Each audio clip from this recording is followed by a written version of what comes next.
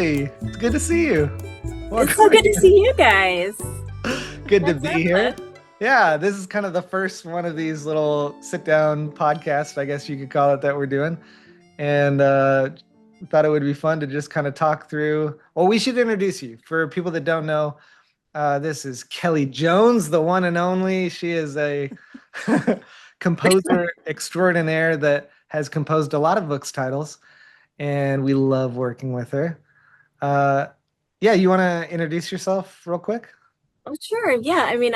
As you said, I'm Kelly Jones. I am a musician. In the world of music, I've done everything from songwriting and performing and recording and singing, doing a lot of different work like that. But I was fortunate enough to meet you guys in 2020 when you needed some extra composing help through our good friend Grant Harold, who also has been a Vooks composer. So I've just like loved working with you guys, loved the whole process of working out how music might support a Vooks title. So exciting. Yeah. So before we get into talking more about some Vooks titles, I'm kind of curious, what got you into music originally? Is that something like, have you always been into music? I don't know if we've actually ever talked about this. Oh, that's really funny. So I actually recently just did a presentation at my daughter's class. My daughter's 8, and it was career day. So I talked about my career as a musician, which was super fun. But the kids were asking similar questions. So I Ah, just was thinking about this. I started playing piano when I was in 3rd grade. whoa. And yeah, and I kind of figured out quickly that I what I was trying to do, I with practice, I could do it. And so that kind of like I guess fed a feeling of like, ooh, I'm good at this. And then like as I got older, I started exploring playing guitar. And then I found it as more of like an expressive tool, and I started songwriting. And I had always been this closeted singer. Like when I was in junior high, um, Mariah Carey, Vision of Love came out, and I was just like, I wish I was Mariah Carey. So I had 3 older brothers. I have 3 older brothers, and they were relentlessly mean to me. So I would like hide in my closet. Oh. This was not even a metaphor, right? I would like go into my closet, turn up Mariah Carey in my bedroom really loud, and I would Oh. sing along. Oh, But no one could hear me because I was in the closet. So yeah, I don't know. I just had it in me. I loved it. I loved um the way it made me feel. And then then I was just like, this is something I really want to try professionally. And so I just started in my 20s, um, figuring out how to write songs and work with musicians. And then one thing led to another. And I lived in New York and LA, and just have had a lot of really wonderful opportunities. So Oh, that's yeah. amazing. And you're married to a wonderful musician too, who's gotten to be Yes. on some of the Vooks titles. That's true. Yeah, Matt Mayhall, my husband, he's a drummer and a jazz composer. You can kind of see his setup back there.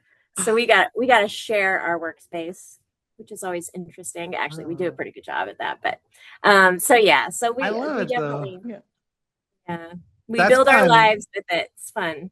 Yeah, I love that too, because I should have introduced us to begin with too for people that don't know, because we are a husband-wife team that like to work together. yeah. This is Natasha, executive Hey. producer of Books.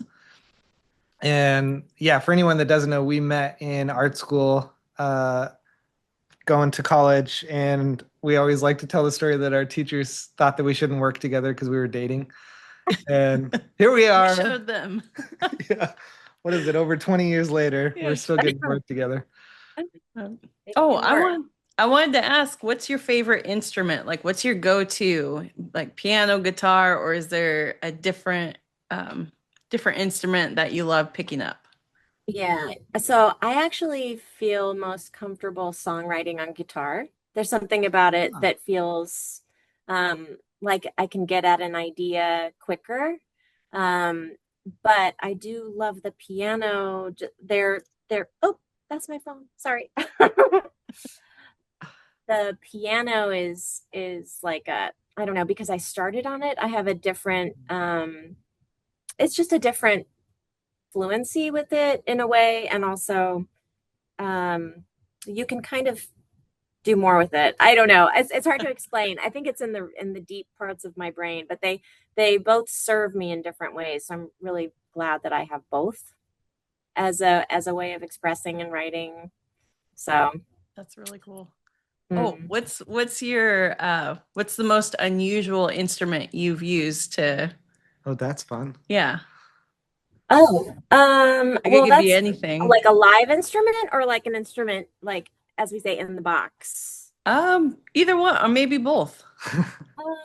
That's interesting. Well, I'm just looking around at my instruments thinking, like I don't have a lot of live exotic instruments. Like I feel like some of my friends, well, we just mentioned Grant, he has some random like Swedish lute thing, which I don't even remember the name of now, but Yeah. beautiful instrument, but definitely an exotic instrument you don't see every day.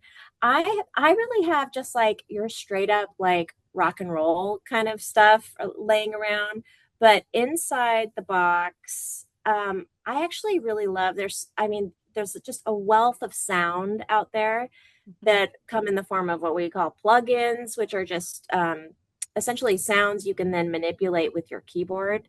So I love being able to turn the knobs on a simple piano sound, for example, and make it sound like it's in a, in outer space, if Ooh, needed, or Yeah. um, that's fun. or down a dark. Actually, there's some of that, some interesting sounds in the title that we're going to talk about today because it needed to feel a certain way that was not really realistic. So I think that's more where I play with some really like out of this world sort of sound. Yeah, and how does that work like practically when you're working with digital instruments? Do you have a hard time getting it to sound real versus sounding like a digital instrument, or do you like working with the digital instruments? Yeah, I do like working with the digital instruments. I think if it needs to sound real, yes, it can be challenging. And sometimes some plugins are just a little bit better than others to get you on the right foot in that way. And there's different tools you can use to make something sound more realistic. Um, like a breathalyzer if you're recording a horn instrument or something like that can Oh, simulate kind of Uh, the breath that would be in the actual instrument. I mean I'm always going to say recording the live instrument is better. I mean, obviously in a way, but sometimes you just, depending on the context, it's not really necessary. So and the synthestrated kind of sounds are really like serving you well in the big picture. Um so yeah, and then but then on the other hand, if it doesn't have to sound real, like I mean it's like anything is possible. So then you're just looking at like how does it play with the other sounds you have going on, and does it distract or does it enhance, and you just want it all to glue together. yeah, So that makes sense. I'm mm. always fascinated by that stuff because I feel like my ear is not as tuned as well as, like composers like yourself to digital instruments versus the real instruments. And maybe if I listen really hard, I can tell the difference, or depending on how good the digital instrument is. But there's a lot of times where I'm listening to tracks and it's like, this is amazing. Like I'm blown away by what digital instruments can do. And I'm sure a Oh, lot of that too is the, the skill and the craft of the person working with it and making it sound real, doing all those extra tweaks. But I'm always fascinated by that stuff. totally. And I as a musician, I have the utmost respect for the live performance. Yeah. But as we already kind of said, it's like depending on the setting, it really can be advantageous because you don't always have a budget to like record a full orchestra, right? Like so to be able to simulate that and in support of a beautiful story, it makes a lot of sense for everybody. So, And and it does sound good. yeah, I love that you said that too, in support of the story. Because I feel like that's what we're always coming back to mhm. is like every creative decision we make, not just with the music, but with the whole piece. Like if we're making an animated storybook, every creative decision has to be in service of the story. And one of the things that I think you are exceptionally amazing at is the storytelling in your music. Like it blows me away. Like one of, I won't say which title it was, but one of the titles that you worked on, I just didn't really connect with it beforehand. Like it was a great title, but something about it, I just wasn't totally connecting with it until your music got into it. And it's like the story came alive in a whole new way that I never would have even expected. And it helped me, like hearing your music helped me to understand the story better. And suddenly it became like one of my favorite titles. So I'm curious. I'm just curious, like, how do you approach something like that when you're looking at a title for the first time and there's no music to it? How do you approach like breaking it down and figuring out what the story is and how to tell that story with the music? Hmm. Oh my gosh, that's a big question. Well, coming back to you, the director of the Vooks is so obviously indispensable because you are the point person who knows the most about what the message of the story is. So there's that initial guidance given from the director, whether it be you or another director for Vooks.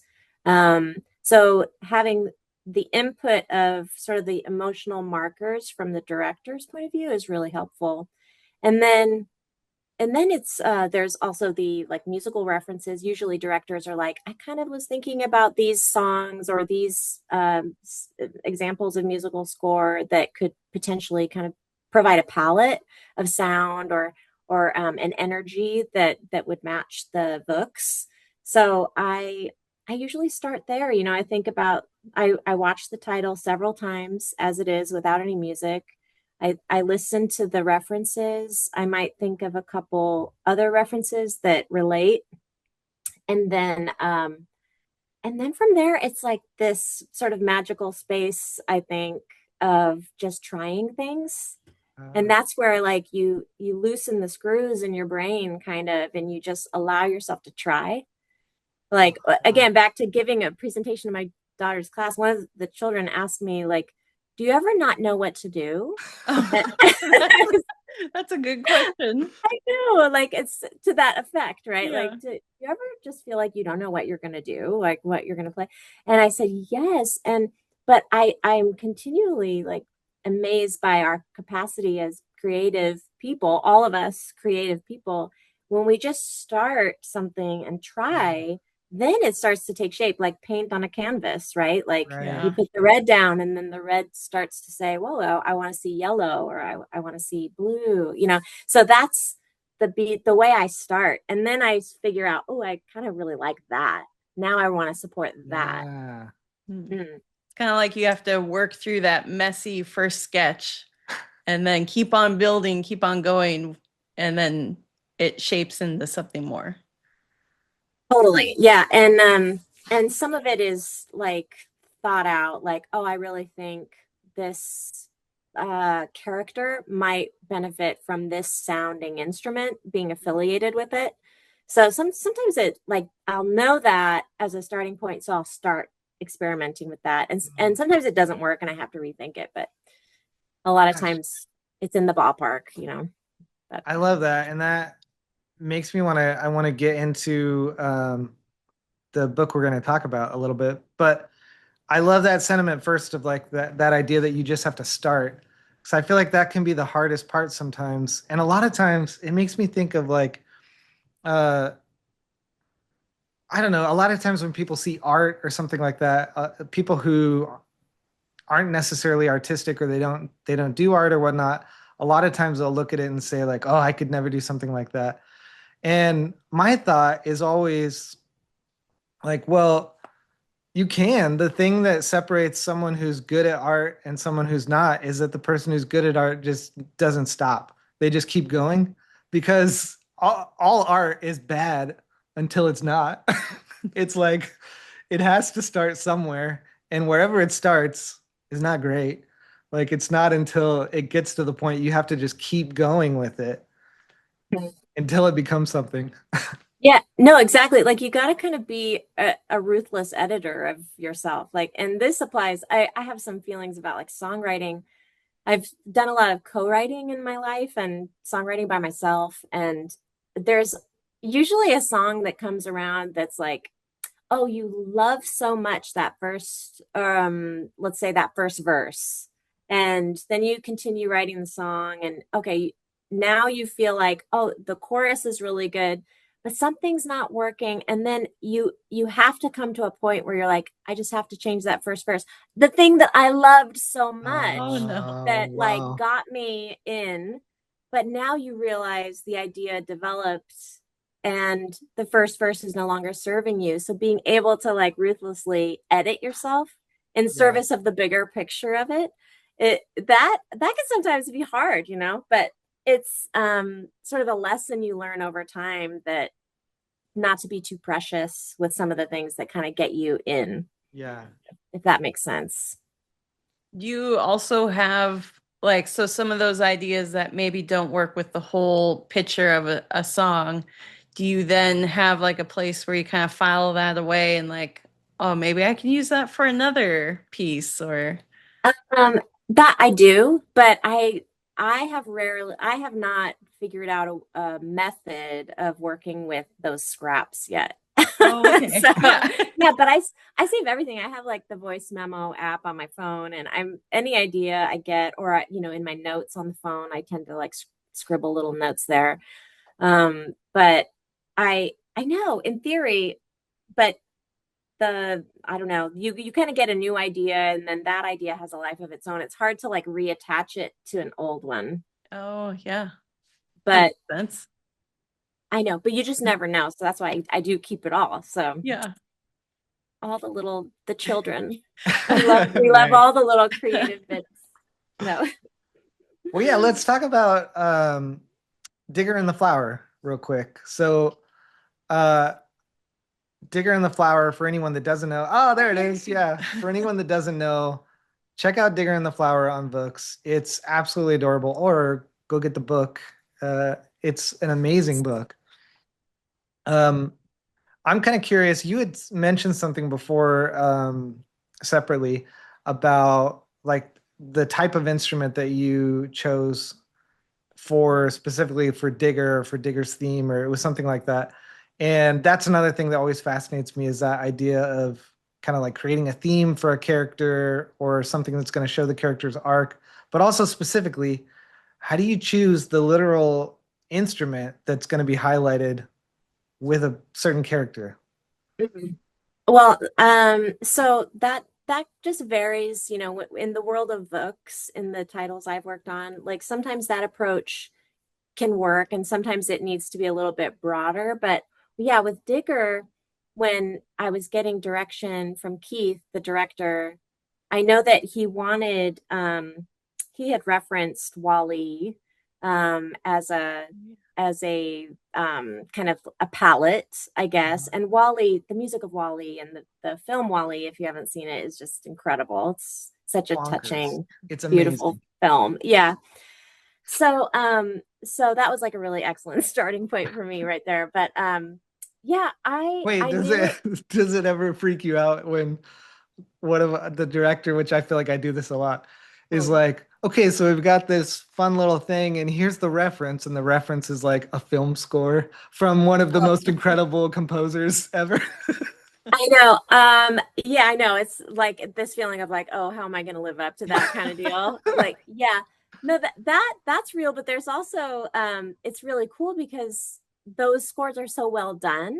Mm, Like as a musician, you listen to it and you can feel very inspired by it too. So that's pretty cool. But yeah, you don't want to accidentally rip it off either. So it really has to be right. your own, while also nodding to it or trying to take a little essence from it or something. So, like the essence that I took was there were a lot of mechanical kind of sounds. And similar to Wally being a machine, the digger and the flower is about three characters who are construction machines, right? A digger, a bulldozer, and a what are they? Forklift. I don't know. I'm forgetting the Excavator? yeah. Or But is that the digger? Oh, We yeah, that's the should know digger. that. Yeah, I know. Oh, a I'm not a crane. very Sorry, construction. Oh, it's uh, crane. it's crane, digger, and bulldozer. Yeah. Yes, and doza. Yeah. Bulldozer. Um, I'm not a very construction leaning person, so that's where I'm forgetting. Anyway, but I knew because the characters and the whole setting was really these machines and following the story, starting with them, um, I would utilize a lot of like mechanical sounding, percussion, and then to offset that, some warm orchestration just to kind of bring melody. And then I just I don't remember how I got into it, but I settled on Digger having a clarinet sound and I liked it. It had a softness to it in contrast to this like tinny sound of mechanical percussion. Um, and I also kind of noticed that having the instrument be a breath instrument, only in hindsight, honestly, like just kind of brought a humanity to Digger that was really appropriate for his character and the journey he goes on in the story. Do you want to describe the I story? love Because maybe that. people don't know this. I love that so much. Yeah, I just to keep on that topic for a sec, I think that's like some of the coolest stuff that we get to do. Like when we're bringing a story to life, all those creative decisions. And the music is so fun because like when we're working with an animated storybook, we have the book already created, so what's going to be animated already exists. All the artwork. We're animating the actual artwork. The narration already exists. It's like the literal words on the page. Um, the sound effects are going to be informed by what we're seeing and what's being described. But the thing that doesn't exist at all is the music. Like there's only kind of, I guess, allusion to what the music could be based on, the story, but it could be a million different things. And so I love that thought process of like what in the music brings the story to life the most, and specifically things like that. Like you have a character. So yeah, with Digger and the Flower, the story is that you have these construction vehicles that are building this big city, and in the midst of building the city, Digger finds this lone flower, and it's in a place where eventually they get down to where this is the last spot to build a building. And without even thinking, spoiler alert for anyone who hasn't seen this, without even thinking, something terrible happens to the flower, and Digger then has to go on this journey of, I guess, kind of like rebirth in a sense. Yeah. And it's like it's touching and it's heartfelt and it's emotional, and it's fun because you get to see both sides, like the mechanical versus like the warmth and the heart. And I love the fact that a musical instrument having breath play the instrument can bring humanity to this character. And it's fun that it's like it's a character that starts off one way and it changes. It starts off, mechanical, doing its job, whatever, and then it has to shift. And so it's fun to contrast the idea of what you would expect mechanical machinery to have a certain sound, but then to get to play, uh, to use something like the clarinet for Digger to make him stand out and kind of show the audience the journey they're gonna go on. Anyway, I don't know. I love all that stuff. I think Oh, that's like the me too. coolest stuff with what we get to do. I know. Um I do, I don't know if you'll show the kind of progression of the building of the elements of a Vooks, but I'm always really struck by how someone who's watching a Vooks, whether they are registering it in their brain in the moment or not, like the music, when the music enters, if you haven't been hearing music, it like fills in these emotional gaps in our understanding. that you didn't even realize were gaps until they have been filled with the music. And when it's done well, I think it does not distract. It actually just enhances what's already happening. And yeah, maybe there's like lovely moments where you can pick up a little bit of the music or the melody, but you're just experiencing the story just on this deeper kind of subterranean level, which I think is part of what makes music so amazing to experience as humans, you know? Yeah, it's like you're feeling it. You're feeling the story. I I love. know. And honestly, like the Digger and the Flowers, so I've been watching it more lately because of our conversation and also my time with my daughter's class. And I legitimately want to cry when I watch this books because I just think it's such a beautiful.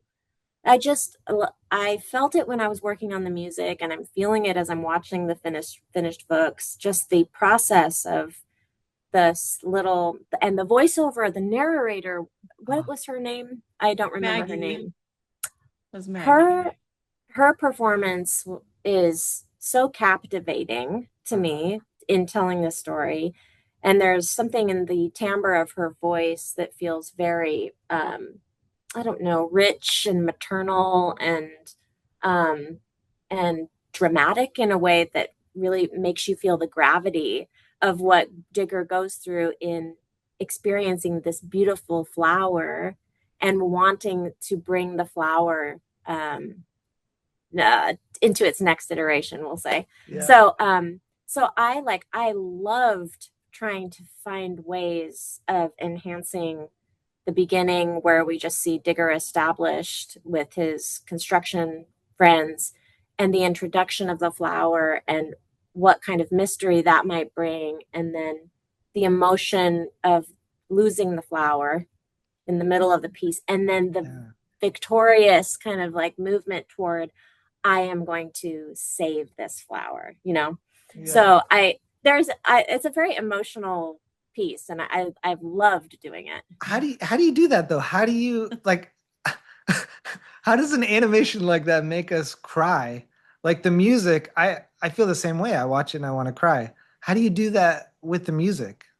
How do you even Are how do you there even chords? Are there certain yeah, how are you uh, coming up with the melody? Like what?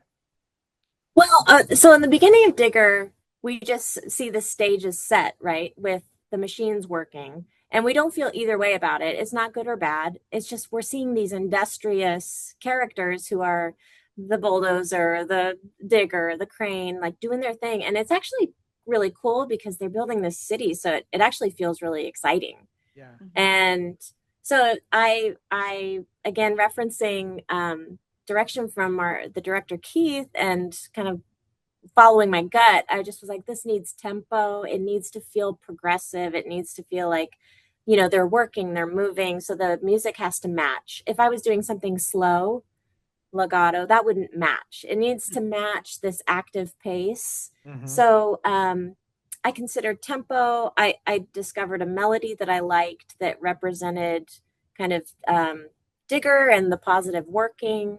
And then necessarily when they stop for the day and when Digger needs to slow down and he notices this flower, like that needed to be a shift. I mean, that was obvious. Like here's the moment he meets the flower, and the flower is so delicate and beautiful, and this is communicated in the narration.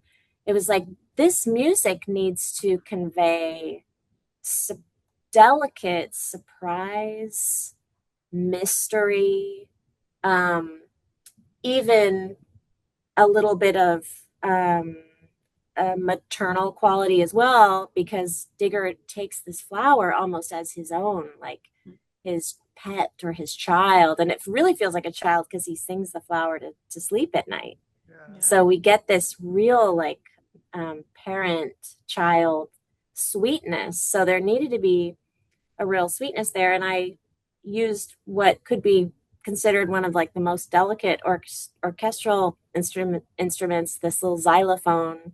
Um, and I worked with other mallets too, but that I felt was a very readily acceptable, like, oh, that feels delicate and sweet. So I And thought that matched. childlike.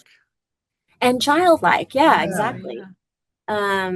Yeah, and then I also then moving from there is the scene that is very emotionally, what I found very sad and scary um the the bull, I don't even know, should I say it? I don't know. But where If you we haven't watched Digger in the Flower, pause here. Go watch it on Vooks. watch Then it. come back. Yeah, now you can spoil it.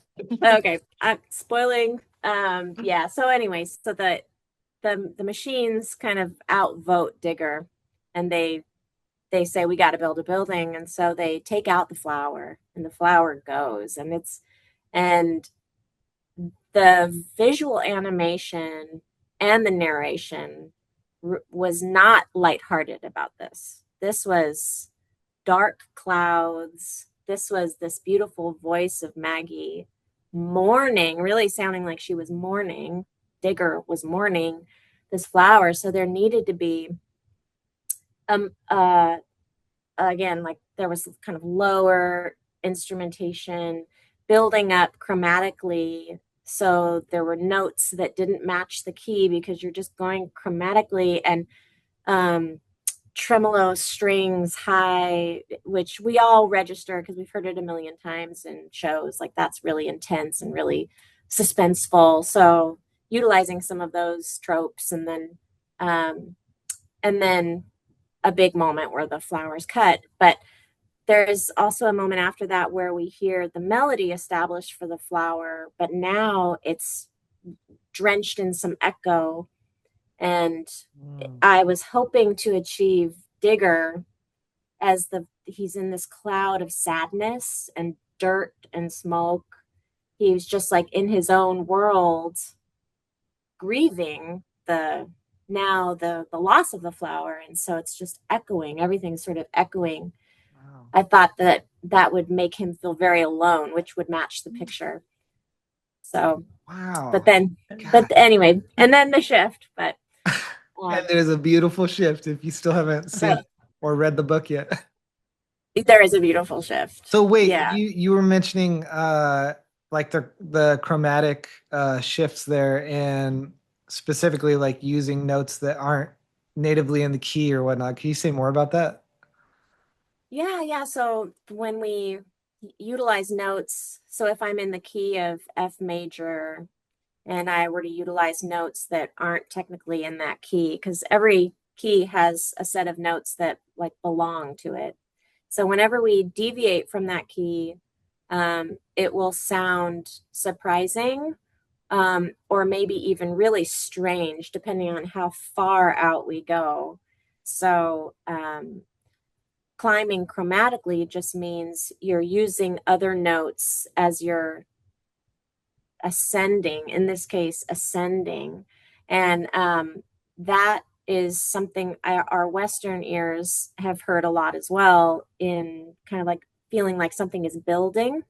So that was a choice. This kind of suspense was building in this moment where we weren't sure what the bulldozer was going to do, if he was going to cut the flower down or not.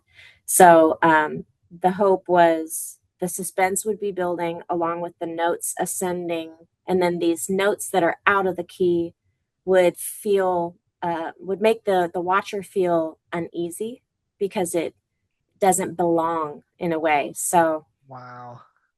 But of course not too much, right? Because there's children watching, so it's not like we're not going for I don't know, Freddy Krueger or whatever. But so That's so cool, though. I love that intentionality. Mm-hmm. Yeah, no, I think there's like so much room for that. And again, I try not to go overboard because you don't want to distract. But if you can do it and in an effective way, it really does support it. Yeah. So, yeah. Wow, that's really cool. I love that idea of, it's like an artist is, I mean, you've got a lot of tools, I guess, in the tool belt, and it's fun to have that understanding of things that you can know, like, okay, we're going to climb the scale because we're building tension, but then we're going to throw that off by adding in notes that shouldn't be in the scale because we want to make people feel uneasy, and then knowing like where to do that, where to pull back, whatnot. That's incredible. the coolest stuff. It's the music is the emotional heartbeat, and I love that. You feel that. I love that. Yeah. Well, and we're all, anyone working today is referencing so many incredible composers, classical composers, but having nothing to do with picture kind of scoring. All of this is built off of incredible composers who have existed for, hundreds of years. So, or who we've been studying for hundreds of years. So it all kind of goes back to these greats. And then we today just try to reinvent and kind of put it through our own filters. But yeah, I mean, the Jaws bottom, my like gosh. that's the perfect example. That's just, that's a half step, we say. And, just referencing this chromatic build, I was just saying it's essentially da-da, da-da, da-da, so yeah. That Jaws did it to like great effect. John Williams with Jaws. So, I love that. There's a funny story with that. I guess apparently that when John Williams first played it for Steven Spielberg, he was at the piano and Spielberg's listening and he's like, okay, I got something. And he goes, da da da da da da da da. And Spielberg laughed and he's like, he thought it was a joke. And John Williams is like, no, trust me, this is going to be great. Oh my gosh. And it's like the most iconic, just two notes. That's a great example of the emotion you can get with music and the feeling it can drive. Just two notes can do something like that. And the silence in between. Yeah. Yeah, right. Gosh. Right. That's funny. As a sidebar, I saw something. I think there was recently a like a 50th anniversary or something of Jaws. And I read that like that was one of the most intense movies Spielberg ever did. It was just like he almost threw in the towel a few times or something. Crazy. It was crazy. What's happening with our video is kind of going crazy. Well, this has been awesome. Yeah, thank you so much, Kelly. Well, thank you guys so much. I loved working on this. I just loved the story, and I loved every piece of it that people participated in, from the directing to the narration to sound effects. I mean, it's so great. I'm so proud of it. Yeah, it's amazing when it all comes together like that. And again, for anyone who hasn't seen it, go watch Digger in the Flower on Vooks. And if you don't have the book, if you haven't read the book, go get the book. It's gorgeous. It's amazing. The story's incredible. There it is. And thanks, Kelly. This was really fun. Oh, thank you, guys. Thank you. Well, thanks, everybody. Glad you could join with us today. I hope you enjoyed it as much as we enjoyed making it. Don't forget to like and subscribe. And don't forget to check out Digger in the Flower in print and on Vooks. All right. We'll see you on the next one. Early reading with a child has some amazing benefits. It improves their vocabulary and language skills, expands their creativity and imagination, and plays a major role in their future success. But what if your child struggles with reading, or just isn't that into it? I mean, let's face it, sometimes it's hard to compete with cartoons and video games. That's why at Vooks, we create videos out of books. Actual books, animated with read-along words, music, and sound, all on one safe platform made for kids. With hundreds of books and counting, there's something for every little brain. From trucks to music, athletes to biologists and world leaders. Because if you can inspire them, they can become who they're meant to be. Inspire a lifelong love of reading with Vooks.